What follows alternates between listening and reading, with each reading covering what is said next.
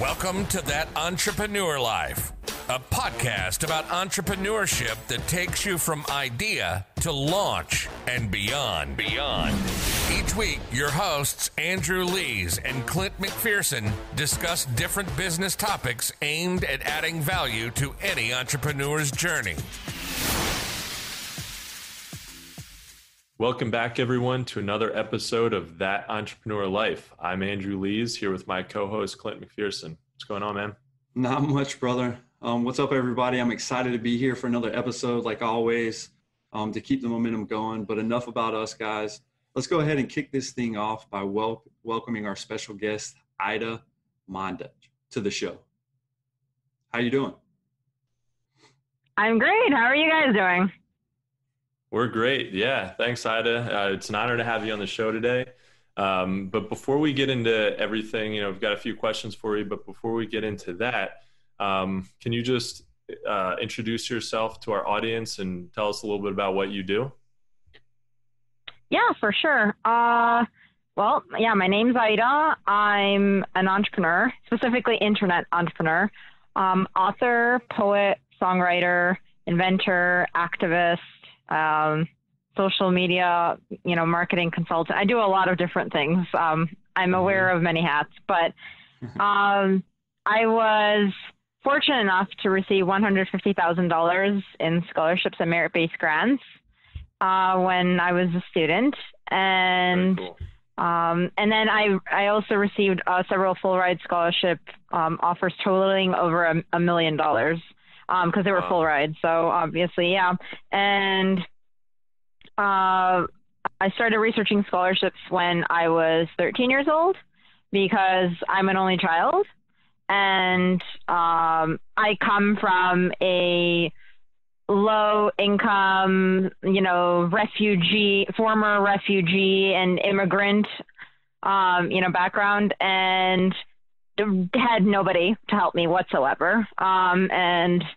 I had to look up a lot of information myself, and so I started, I realized I didn't want to burden my family with student loan debt, because I thought it was just like amazing that my parents managed to survive a war, let alone anything else. So, I started doing that at a young age. And because I said, for starters, I want to go to college, and then who's going to pay for this? And then how am I going to pay for this? Right. So, and then I started to look at different sites and make a list of pros and cons of what they do and do not have to offer. And I would, time them and just to see how long it would take for a page to load, and try to analyze the website traffic. Especially, for certain pages where I thought there would be more people interested in viewing that page. And then I would look at the code markup. I learned HTML, CSS, Java, H10. I just wanted to have marketable skills pretty early on. So I was a very serious, very ambitious kid, kind of conditioned to be that way. And I did all of that. And then I made a lot of tutoring programs. I made the Bosnian Youth Tutoring program when I was 13, and then the Detroit Youth for Anti-Bullying program when I was 13 years old as well. And I was involved in the American Cancer Society, American Red Cross.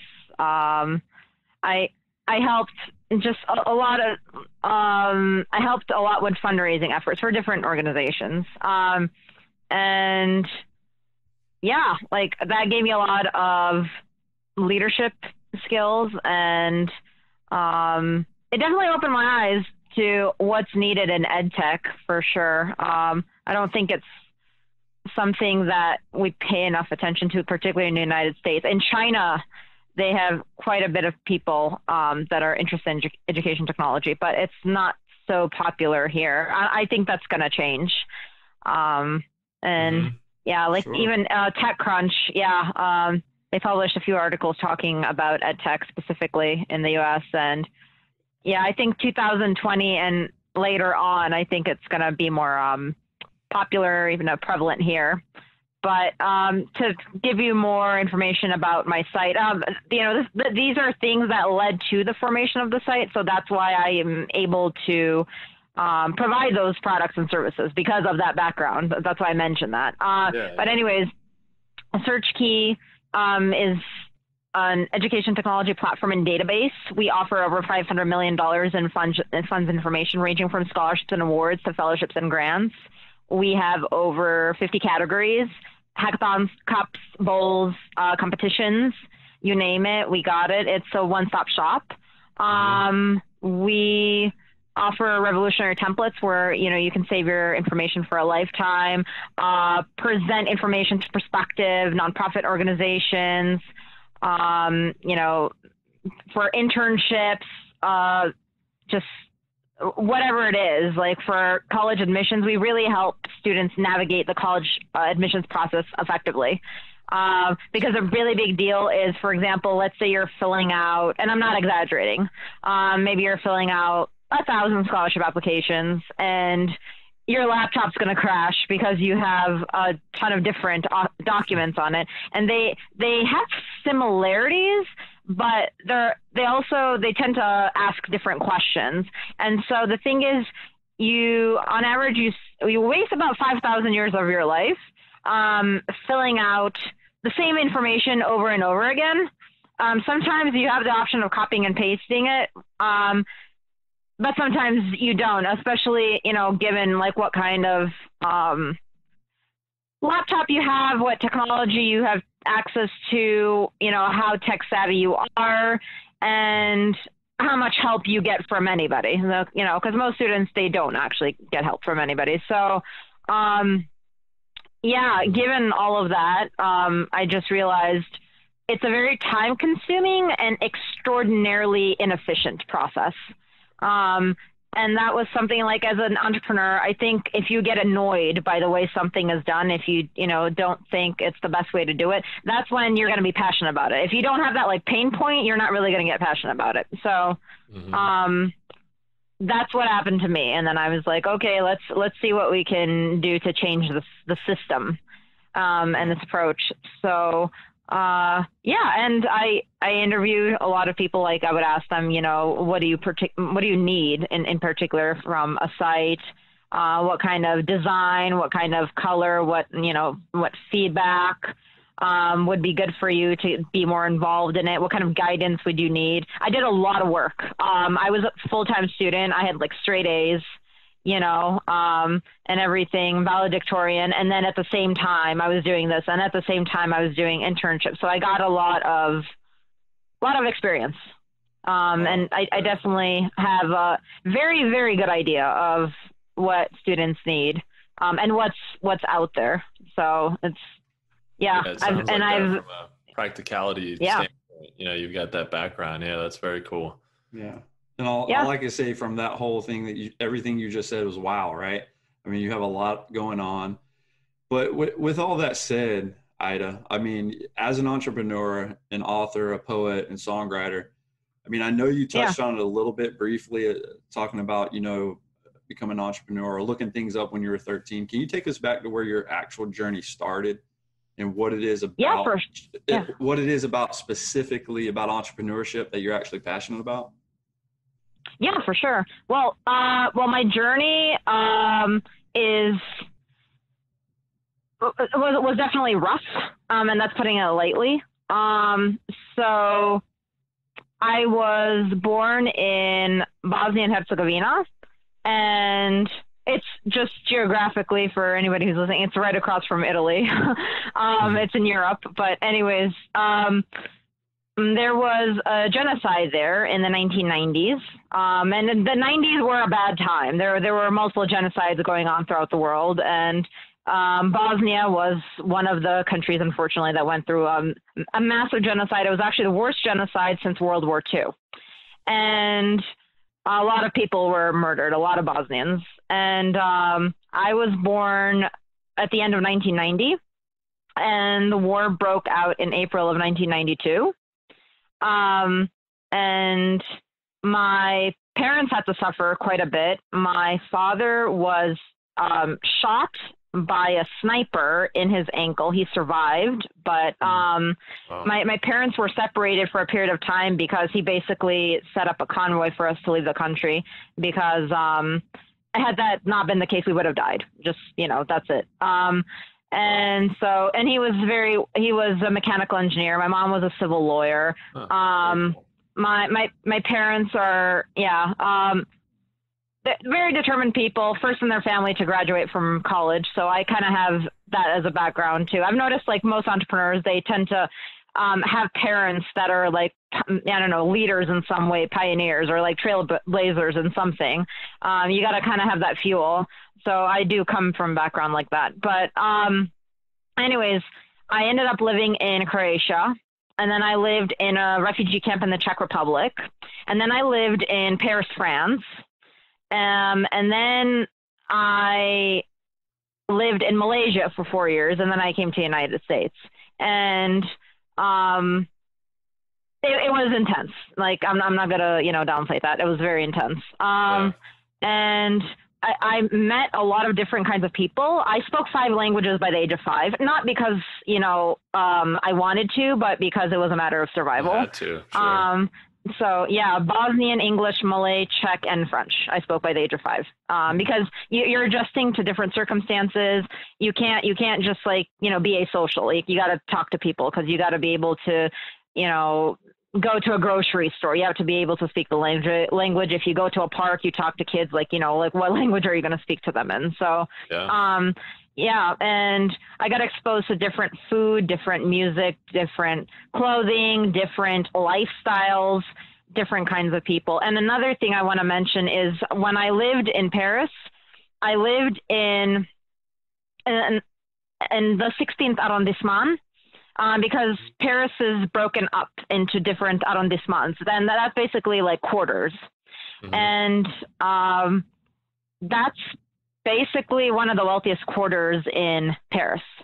And the reason I ended up there was because when I was in the refugee camp in the Czech Republic with I have pictures from all these places, by the way. But anyways, when I was in the refugee camp with my mom, my aunt was there, and she contacted one of her good friends. He was a journalist whom she met during the 1984 Winter Olympics in Sarajevo. Sarajevo is the capital of Bosnia and Herzegovina. So she contacted her friend, and she said, basically, here's how it's going down. So if you don't help us get out of this camp, we're all going to die, because in terms of refugee camps, something most people don't know is it's legal for you to die. It's illegal for you to live. And what I mean by that is if somebody tries to get you out of the camp so they save your life, that's illegal. But it's illegal for you to be shipped back to your country that you were fleeing from and, just die.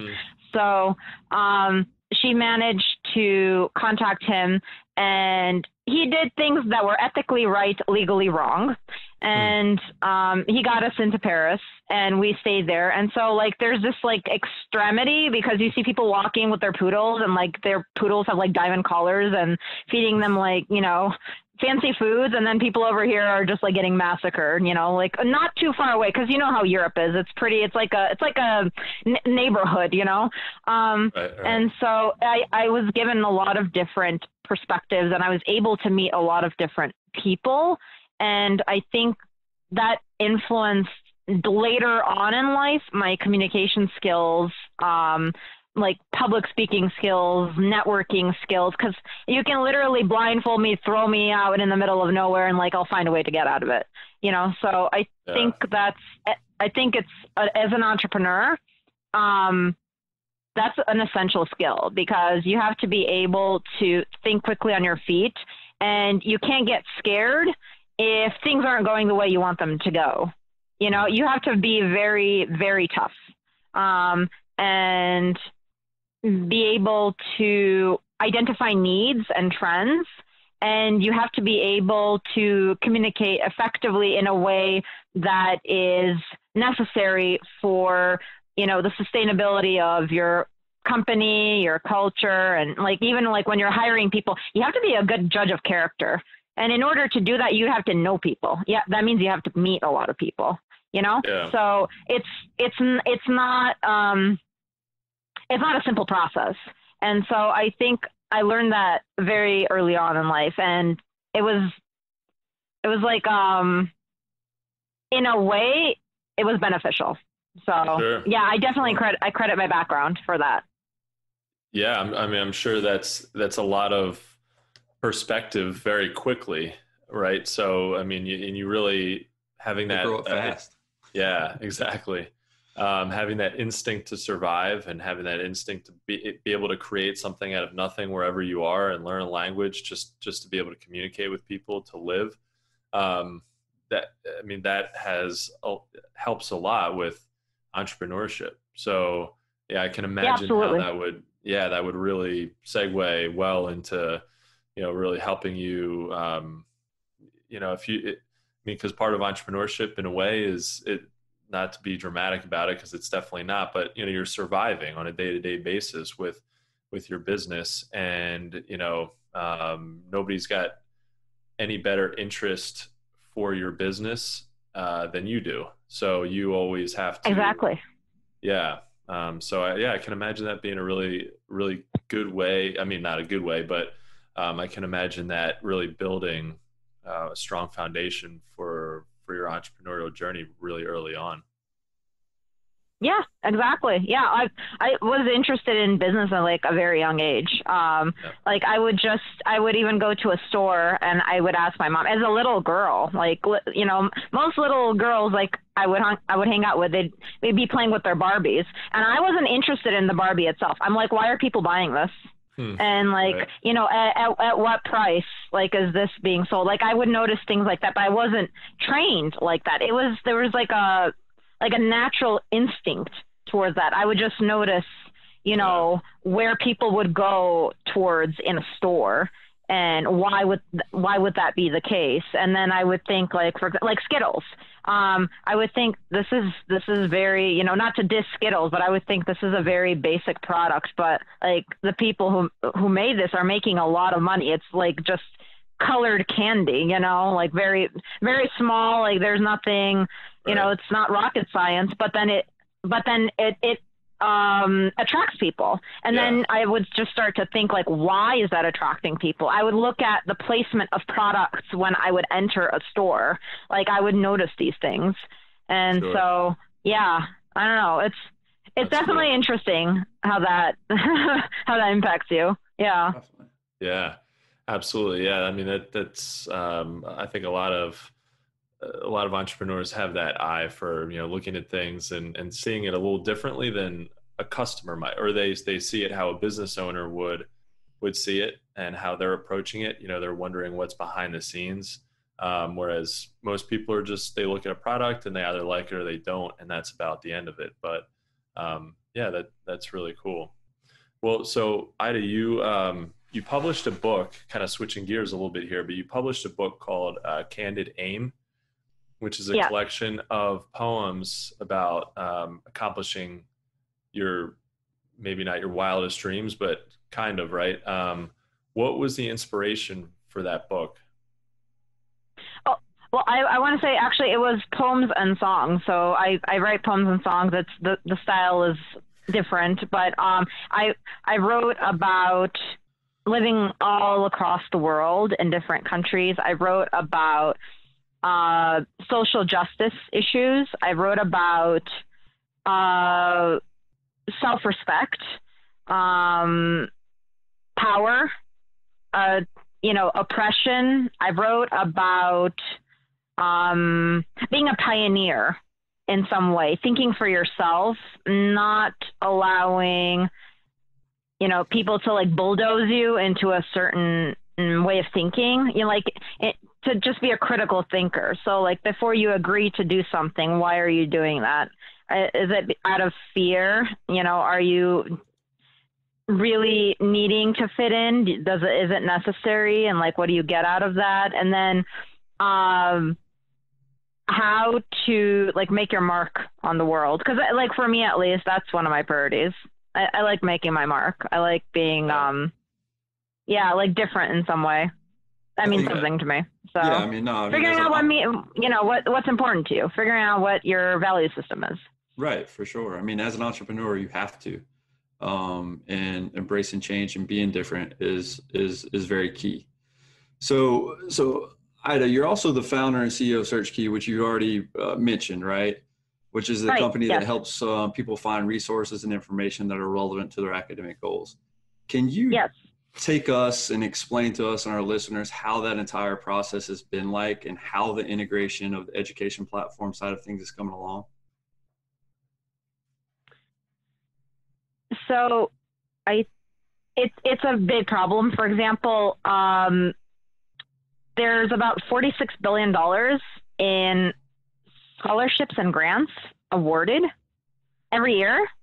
And most people, they have no idea. No, they have no, that number means nothing. It's actually worthless. And the reason being is because it's out there. If you don't apply for it and you don't get it, it goes nowhere. It's like a black hole. And yeah, it's a black hole. There's there trillions, like $1.5 trillion student loan debt crisis. It's been rising steadily since the 1970s. Nobody cares, honestly. There's just like, it's just been going up. Yeah, 1.5 trillion. Like it's ridiculous. Yeah. It is insane. And most students, they're intimidated too. That's the tragic part of all of it. Like they don't, I remember even my classmates, they're just like, oh, I can't get it. Like, I'm not even going to bother. I'm just like, I'm not good enough. I don't have the grades. Like there are better people out there. I've heard that line so many times. It's just sad. And like that's going to impact the playing field. I mean, that's one of the things that's going to impact it. Another thing is, for example, the amount of time wasted actually filling out applications. Another thing is the lack of attention that's given to students' needs. Where they really are stressed and they don't know how to deal with it. And for example, there are applications that you fill out on paper. I can't stand that, for example. Like, I'm an environmentalist. I really, if I can, I try to do something where I don't waste trees. And that's just a ridiculous amount of applications. Like if you get rejected, it's just a waste of paper. It just gets thrown away. That is crazy. Just think about how much paper. Yeah. Yeah. And it's to be so much easier. In 2020, we should be well beyond paper. But the fax machine still gets used, so figure that one out. But yeah, for sure. Yeah. And then and like another thing is like I want to integrate blockchain into Searchkey. I just wanted to do research on like how what would be important for people to use in regards to blockchain. Like, for example, data privacy and data encryption, because your social security number, it's needed on a lot of scholarship applications. People, I can totally understand. I'm the same way. There's no way I'd want to like put that up on a site and send it to somebody unless it was directly through a government, website. Like if you're doing your FAFSA, for example, or something like that, where like, you know for sure that they're not going to steal it. That's pretty much the only situation where I'd put my social security number. Otherwise, I just don't do it because, you've got plenty of people that are scammers. So we want to add that to the site. So that way, at least every time you add a piece of information, like within a blockchain, your block has to get verified. And there's a timestamp, so at least you have some sort of tangible proof. Right. And another thing is that I've noticed with scholarships, the scholarship sites aren't comprehensive at all. But that's just a fact. That's like that's not an opinion. That's a fact. They'll just put information and just deal with it. Like there's nobody to talk to. There's no guidance. Nothing personalized whatsoever. And you don't save anything. Like you just click on, a link, and then you get to the scholarship organization, and that's it. That's all you do. And when you fill out an application, unless you save every single application you fill out manually, unless you save them in a document, it's gone. That's it. You just click submit. Bye-bye. You know. Mm-hmm. And because they've got the next batch and the next batch after that and the next batch and, you know, a generation and 2 generations, and they just keep going and it just goes away. And it's a issue. And you don't want to have a laptop full of that stuff, because if you just think about it for a second, you're writing papers usually, right? As a student, you're writing papers, you have projects. Just think about how much junk that is on your laptop. And it's clutter, it's information overload. And this way you just make it systematic, where it's basically you have like all the common information like already filled out, and then you just add on whatever it is, like if there are particular questions. But even with that, if you have it saved one time, you can copy and paste certain segments of it. You know, you cut down on time massively. Because here's the thing, like I'm talking about filling out applications. What about all the stuff you have to do to even win that money and, you know, get that award? And just think about that. Just think about, you have to play like a sport. Just think about the number of hours you're doing, like if it's tennis or football or soccer or whatever sport you're really good at. Just think about you got to deal with your coach. You got to deal with your teammates. You got to deal with, you know, kids at school. Like, it's just insanity. And then you have to deal with, like, let's say student council or National Honor Society, and then you have to deal with, like, you know, maybe you're volunteering, then you have chores at home, then you got to do your homework. Like, you see what I mean? Like, the number of hours, and you got to go to sleep, you got to get dressed, you got to eat. There are basic things you have to do as a human being just to survive. So if you count the number of hours there are in a day, those hours go bye-bye very quickly. If you actually just think about all those things you do. And what if you're doing an internship, and if you're doing any summer classes, because you want to be, like, you know, ahead of the game in some way. Yeah. What time do you have left, honestly? Oh yeah, absolutely. Just think about, and if you have a job, let's all that stuff aside. What if also you're doing some sort of job? Right. And I think I'd say most people who are applying for a student, you know, applying for grants and scholarships they're doing it because they don't have enough cash. Their parents don't have enough cash, you know, otherwise to pay for college. So they're probably all have jobs. I mean, that was my situation. You know, I wish Searchkey was around when I was applying for grants and scholarships, because I got a few. Same. Yeah. But, you know, one problem was, I mean, you mentioned not being able to find, scholarships. So if there's one platform like Searchkey that you can find all these scholarships and apply for them all in one place, I mean, that's amazing. Then the other thing that I really ran into was, and I just got so fatigued by this, I was applying for grants and scholarships through the summer. I'd already been accepted to college. I was all set, but literally the summer before I got there, I was like up until, I don't know, maybe even like up till July. I was going to school in August. I was still applying for stuff. And some of them were like, you know, $250 or $500, which it's very helpful. Anything is helpful, but you have to apply for a hell of a lot of $500 scholarships to pay for college these days. You know what I mean? So it was, and then like you said, it was just like a black hole. But I mean, it would be so helpful to have something like Searchkey available for sure. And, you know, that seems like, from what you've said, you know, all the things that you've done, it seems like helping people is really a common thread in everything, you know, and trying to bring out the best in people and help them get through their journey. Has that always been your motivation for your ventures? Yeah, I can identify what people need. Like I can immediately sense if somebody's going through some sort of struggle. Like, you know, you can put on a brave face around me and you can smile and everything, but like I can see through people very quickly. And And that's a skill I have because of the way I grew up. Like, I know when you're faking it, in terms of, you know, like emotions.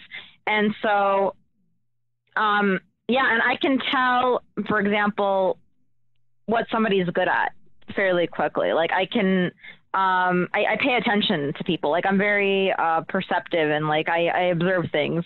And so, and that helps with figuring out, okay, so this is what you're good at. And I think this is the way information should be presented to you, because I think that's how you perceive things. And then this is what I think you need. Mm-hmm. That's it. That's it. You cover all the bases. It's done. Yeah. Nice. Yeah. I mean, that. Yeah, it's pretty quickly. Yeah. Yeah. I mean, it just seems like you're hyper vigilant at identifying the needs and wants. And like you said, you're able to analyze somebody's situation by either talking to them for a short, brief time and identifying it and helping them get exactly what they need. And that's pretty awesome.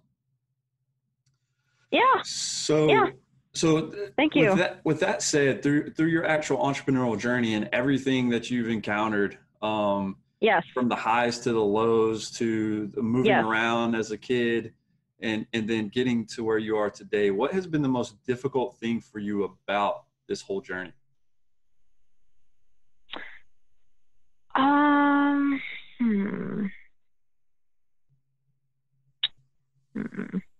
I definitely was not accepted by people. I always, my whole life, I felt like an outsider.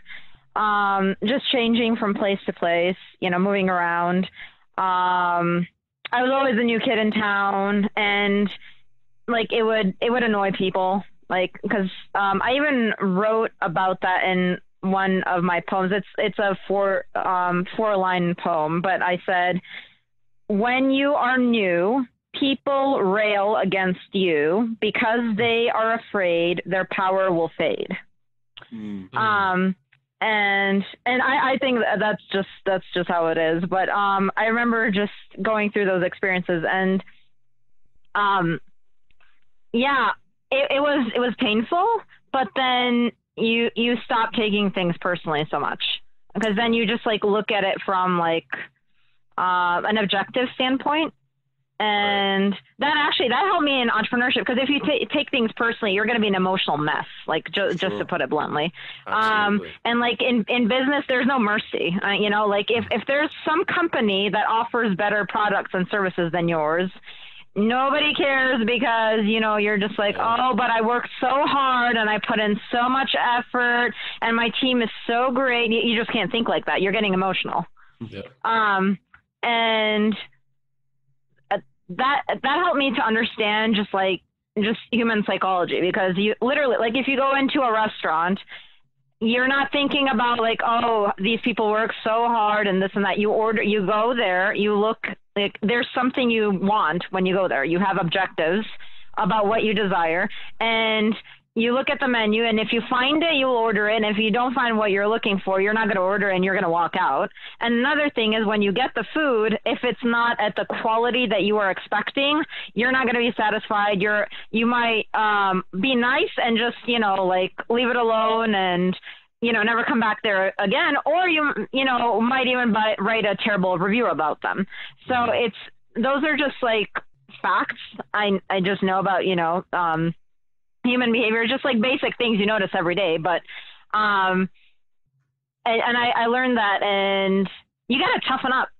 You just have to toughen up. Like, something that really helps me is, meditation and prayer, and just distancing yourself from a situation. If you're not satisfied with somebody or something, stepping away from it.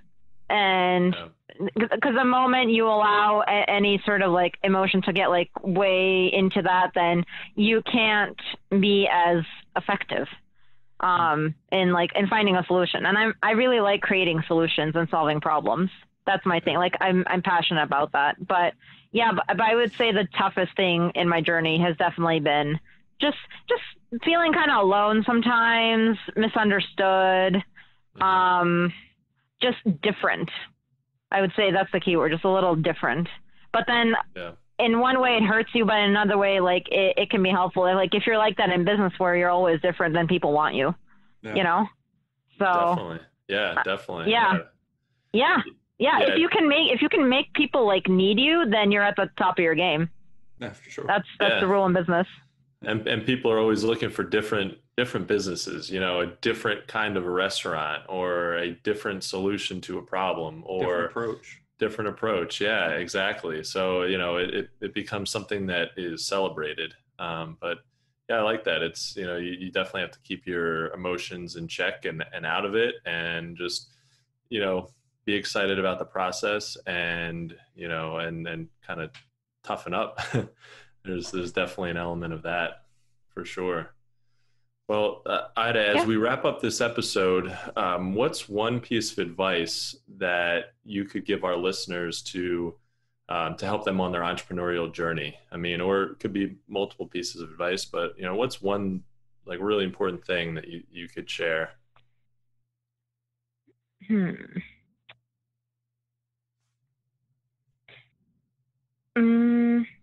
Find something you're really good at and try to be better than anybody else at it. But make it something that's unique to you, that represents you in some way. You know, share your truth in some way. Okay. About maybe it's the way you grew up.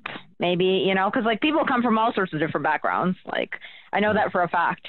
So find something that is uniquely you, and then amplify that to the absolute maximum of your ability. Mm-hmm. That's awesome. I love and that. Yeah, and speak up, be brave. Like, I don't fall flat on your face. Who cares, honestly? Like, or no, really, like, no, you know, like fail. Like, you know, if you want to pitch, you know, like if you're just starting off and you want to pitch in front of investors, and maybe you came up with an idea and you haven't fully fleshed it out, but you just want to hear like how the process goes, and everybody else is, you know, maybe standing up, like taking that microphone and presenting their idea, and you're just sitting there like, oh, I'm not ready yet. Like, I'm not sure. Just figure something out. Whatever idea, and stand up and speak directly into the microphone and look everybody directly in the eyes, and like do the things you were absolutely terrified to do. And you gotta develop courage. Like it's a muscle, like literally, like when you're going to the gym, if you don't go for a while, your muscles, they just atrophy, you know? Yeah. Absolutely. And same thing goes for courage. You have to develop courage, and it's going to give you a sense of self. It's going to give you pride, dignity, self-respect, you know, self-esteem. Nobody can take that from you. Like if you really have that, nobody can take it from you. You can't buy that. Like if you don't have it, you don't have it. And I think that's really important because it helps sustain you, and you don't get lost.